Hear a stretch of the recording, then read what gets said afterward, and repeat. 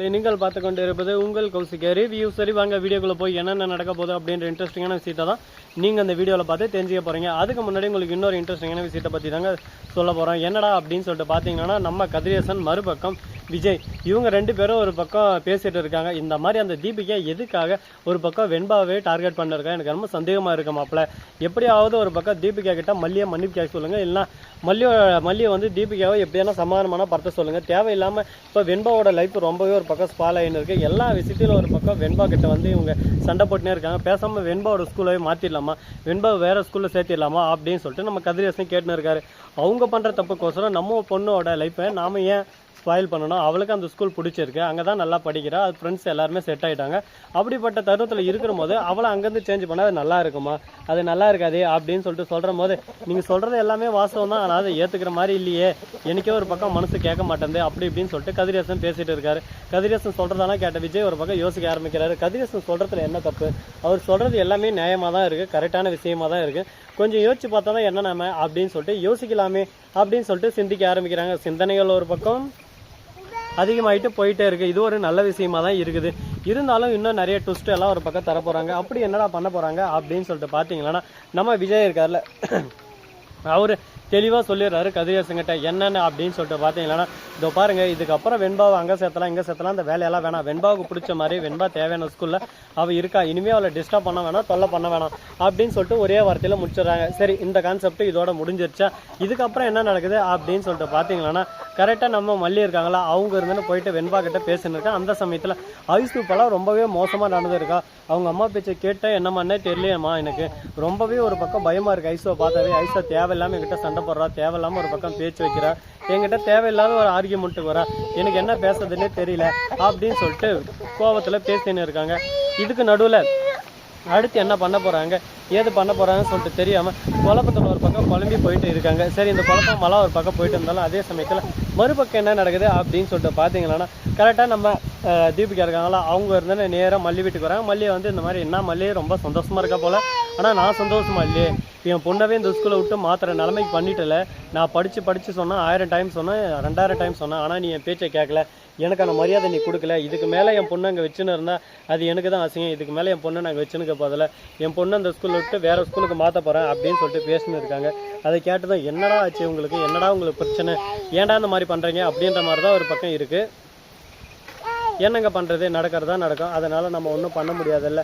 முயற்சி செஞ்சால் முடியாது எதுவும் இல்லைன்னு சொல்லிட்டு சொல்லுவாங்களா, அது போல தான் இந்த இடத்துல முயற்சின்ற பேரில் எல்லாமே ஒரு பக்கம் தேவையில்லாத ஒரு சிக்கலாகவும் ஒரு பக்கம் விக்கல் பிடுங்குற மாதிரி தான் இருக்குது. இது எங்கே போய் முடிய போகுது, எதில் போய் முடிய போகுதுன்னு சொல்லிட்டு தெரியல, பார்ப்போம் என்னென்ன நடக்க போகுதுன்னு சொல்லிட்டு.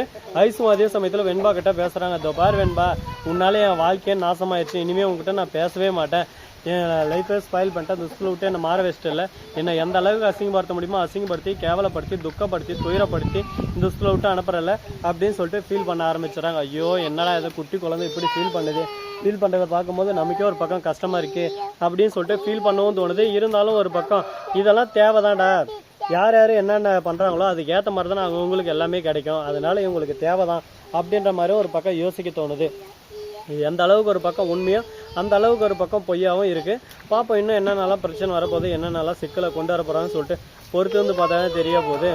ஐயா ஓ பொடி அந்த பக்கம் அளவு கூட்டியான வைக்க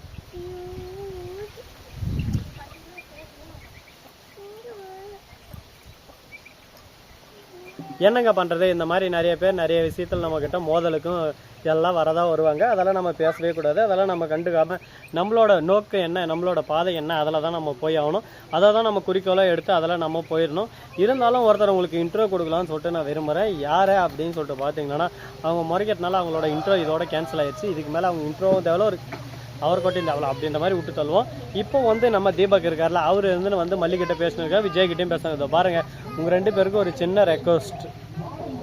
இப்படி தாங்க ஒரு பக்கம் போயின்னு இருக்குது. அந்த தீபக் என்ன சொல்கிறாரு அப்படின்னு சொல்லிட்டு பார்த்தீங்கன்னா, மல்லி விஜய் நீங்கள் எதை பற்றி கண்டுக்காதீங்க, நடக்கிறது தான் நடக்கும், நடந்தது தான் நடந்துக்குது, சிறப்பாக தான் நடந்திருக்கு. எல்லாம் யார் என்ன சொன்னாலும் சரி, ஏது சொன்னாலும் சரி, நான் எப்பவுமே உங்களுக்கு சப்போர்ட்டாக தான் இருப்பேன். ஏன்னா தீபக் என்னென்ன பண்ணுறா, ஏது பண்ணுறான்னு எல்லா விஷயமும் எனக்கு தெரியும். அவள் எந்த அளவுக்கு ஒரு பக்கம் மோசமாக நடந்துக்கிறான்ற விஷயமும் எனக்கு தெரியும். அதனால் நீங்கள் எதையும் ஒரே பண்ணின்னு எதுவும் நீங்கள் கோவப்படவோ ஃபீல் பண்ணவோ தேவையில்லை. யார் என்ன வேணாலும் சொல்ல போகிறாங்க, அதை பற்றி நீங்கள் ஃபீல் பண்ணாதீங்க அப்படின்னு சொல்லிட்டு தீபக் வந்து ஆறுதல் சொல்லிட்டு அந்த இடத்துலேருந்து கிளம்புறாரு. அதே சமயத்தில் நைட் தூங்குற போது ஐஸ் வந்து கனவில் என்னை வெண்பா ஏமாத்திட்டா, என்னை எல்லாத்துலேயும் வெண்பா அசிங்கப்படுத்தினே இருக்கா, வெண்பாவே இருக்கக்கூடாது, வெண்பாவே எனக்கு வேணாம், அவன் ஃப்ரெண்டே இல்லை, துரோகி துரோகி அப்படின்னு சொல்லிட்டு கனவுல புலம்பினே தூங்குறாங்க. ஒரு பக்கம் நான் தான் கனவுல புலம்பினுக்கிறேன்னா என் மகளையும் புலம்ப வச்சிட்டாலே, இவளை சும்மா விடலாமா, இவளுக்கு சரியான பாடத்தை புகட்டணும், இவளை பழிக்கு பழி வாங்கணும் அப்படின்னு சொல்லிட்டு ஆக்ரோஷத்தோடையும் ஆணவத்தோடையும் திமுறோடையும் சுற்றின்னு இருக்காங்க. என்னடா இது, இவங்க இப்படியெல்லாம் இருந்தால் இது எங்கடா போய் முடியுறது அப்படின்ற மாதிரி ஒரு பக்கம் கோபம் ஆவேசம் எல்லாமே வருது. அங்கே பாரு கொஞ்சம், ஓய் இப்படி தான் ஒரு பக்கம் நடந்துன்னு இருக்கு. இந்த மாதிரியெல்லாம் ஒரு பக்கம் போயிட்டு இருந்தாலும் நம்ம என்னதான் ஒரு பக்கம் இருந்தாலும் நம்மள கண்டுக்காம எஸ்கேப் ஆயிடுறாட்டுக்குது. அவ்வளோ உஷாராக பார்த்துக்கணும்.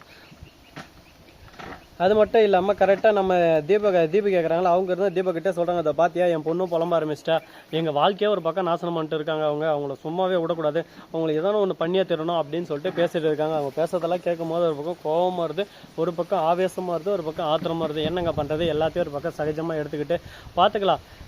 நிறைய இன்னல்கள் சிக்கல்கள் எல்லாமே தாண்டி தான் அந்த இடத்துக்கு வந்திருக்கோம். இதுக்கு மேலே பிரச்சனை இல்லை, இதுக்கப்புறம் எல்லாமே நமக்கு பாசிட்டிவாக இருக்குன்னு சொல்லிட்டு நம்புகிறோம். அது போல் இருக்குமா இருக்காதான்னு சொல்லிட்டு பொறுத்து வந்து பார்க்கலாம். நம்பிக்கை வெல்லும் அப்படின்ற மாதிரி ஒரு பக்கம் விட்டாச்சு. இந்த வீடியோ பிடிச்சிருந்தால் லைக் பண்ணுங்கள், கமெண்ட் பண்ணுங்கள், ஷேர் பண்ணுங்கள், டிங் பெல்லை தட்டி விட்டு போங்க. அப்போ தான் நாம் போகிற அடுத்தடுத்த வீடியோ உங்களுக்கு உடனுக்குடன் நோட்டிஃபிகேஷனில் வந்து கொண்டே இருக்கும். மிக்க நன்றி, தேங்க்ஸ் ஃபார் வாட்சிங், டாடா சியோ, நன்றி, வணக்கம், வந்தனம், வருக தருக.